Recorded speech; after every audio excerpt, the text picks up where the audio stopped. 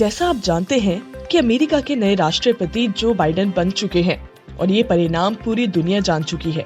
अब ये तय है कि मौजूदा राष्ट्रपति डोनाल्ड ट्रंप के व्हाइट हाउस में 20 जनवरी 2021 तक ही रह सकेंगे। लेकिन इसके बाद क्या?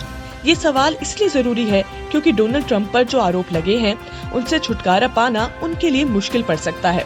इस सवाल का जवाब तलाशने की वाजिब वजह इसलिए भी बनी है क्योंकि बीते साल दिसंबर से ही उनको लेकर चर्चा हो रही है। न्यूयॉर्क टाइम्स से लेकर दूसरे अखबारों में इसको लेकर कई तरह की खबर सामने आई है और इस पर संपादकीय तक लिखे गए हैं। ऐसे में ये जानना जरूरी है कि आखिर उनके ऊपर क्या आरोप है। लेकिन ये बताने से पहले आपको बता दें कि वर्तमान राष्ट्र अध्यक्ष होने के नाते उनके ऊपर सदन की अनुमति से महाभियोग तो चलाया जा सकता है, लेकिन आपराधिक मामला नहीं चलाया जा सकता। डोनाल्ड ट्रंप पर राष्ट्रपति पद पर रहते हुए कथित तौर पर कुछ घोटाले करने का आरोप है। इसके अलावा उनके ऊपर चोरी, बैंक से धोखाधड़ी, मतदाता धोखाधड़ी और चुनाव में धोखाधड़ी का भी आरोप है। NYT की एक खबर के मुताबिक इन आरोपों की वजह से ट्रंप को जबरदस्त वित्तीय घाटा तक हो सकता है और ये उनके कारोबार के लिए अच्छा नहीं होगा। उनके लिए इसलिए भी बुरा है क्योंकि उन्हें बैंकों का $30 करोड़ का कर्ज अभी चुकाना है।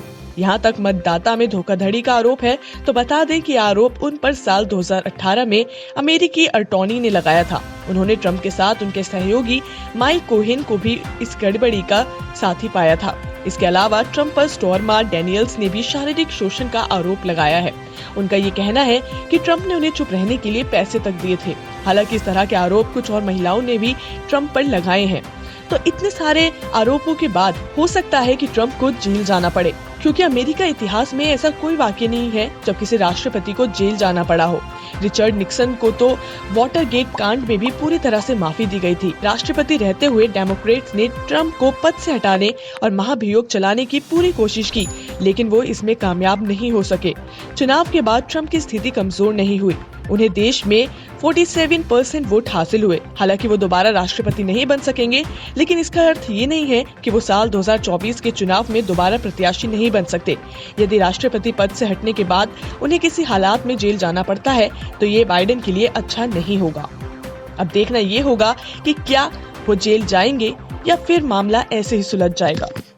आप भी जुड़ सकते हैं हमारे चैनल द एक्सपर्ट्स न्यूज के साथ और बने सिटी रिपोर्टर।